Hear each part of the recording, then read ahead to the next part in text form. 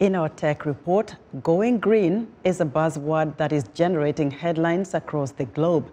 In Zambia, a young award-winning social entrepreneur is leveraging technology to transform plastic waste into eco-friendly sanitary pads, earrings, and construction materials. Africa 54's technology correspondent, Ndiho, via Skype, spoke to Mwinji Nakamba, founder and CEO, Wastemat, Zambia, based in the capital, Lusaka. Mwinji Nakamba, welcome to Africa 54. Thank you for having me here. You run a social enterprise in Lusaka, Zambia. You've been incredibly lucky in the sense that you are trying to help a lot of people. You've impacted a lot of lives in Zambia from what you do. Let's start there. I'm the founder of Wastemat Zambia, a social business enterprise that utilizes plastic waste and transform it into environmentally friendly assets and construction materials. So we make pavers, we make hair accessories, we make bangles, we make quite a number of things using plastics in an effort to attain a clean, green and healthy Zambia, and also empower the poor and the marginalized youth in our community. One other project that Wastemat is leading is a health. It's a community-driven initiative that is aimed at empowering adolescent girls and women in reusable pad making. So this is like a source of income-generating activities for these women and girls that live in the low-income communities. How did you get involved into this waste management and coming up with these environmentally friendly products?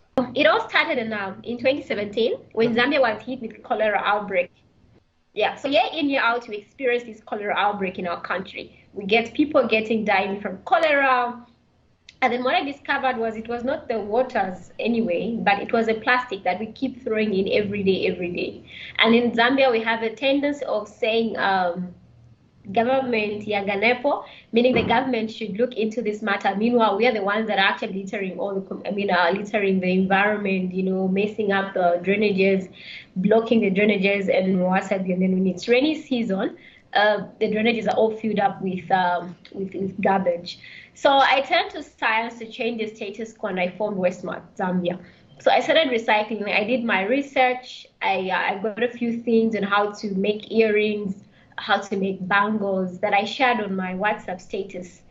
A lot loved them, and then they wanted us to buy them there and then. But then I was like, okay, if we all saw the value in these plastics, we would not litter them anyhow. So if, for instance, I was drinking Coke, and then I know the value it will bring to me. If I recycled it was going to give me money, I would not throw it anyhow.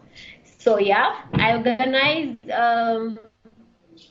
youth from 4 different communities. These are the communities I'm working with in Zambia. So the youth are actively engaged in recycling and they get to sell the products by the most. This is like an income generating activity. Many have been able to take themselves back to school through the same initiative. What a fascinating story. So you saw an opportunity, it was a niche market and you decided to take chances on it. How has the response been like? The response has been excellent. We've been getting quite a number of orders from different organizations, different women, from all angles, from all, walks of life. So basically, they're not just for the low income, but even for people like me and any other woman can use them. Other project that Wastemat is doing is a community-driven initiative that is aimed at empowering adolescent girls and women in reusable pad making. So what happened is that when we are having these trainings, some girls would not attend this training because of menstrual issues. And the time we were hit by COVID, things had hyped. And then I could tell, like for myself, really I'm struggling to get the pads. What more the person who's in the in the local community in the slums. So we started making these reusable pads. I like the fact that as a young person, you think off your feet. You are incredibly talented. How you're able to make these pads on a mass scale, or you're still making them on a very small scale? We are making them on a small scale. And that has been the challenge because we get mass orders and we are only able to produce on on a small scale. If you were to talk to your president about some of the projects that you're working on, what would you ask him, or what would you want your president to know about what you do?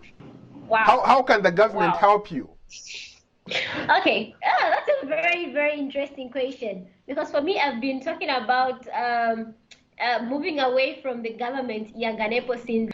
So if I could create a conducive environment for us. Thank you so much for your time, Mwinji. Thank you, thank you. Amazing young girl, Mwinji Nakamba. That was Africa 54 tech correspondent Paul Ndiho speaking to Mwinji Nakamba, founder and CEO of Wastemat Zambia.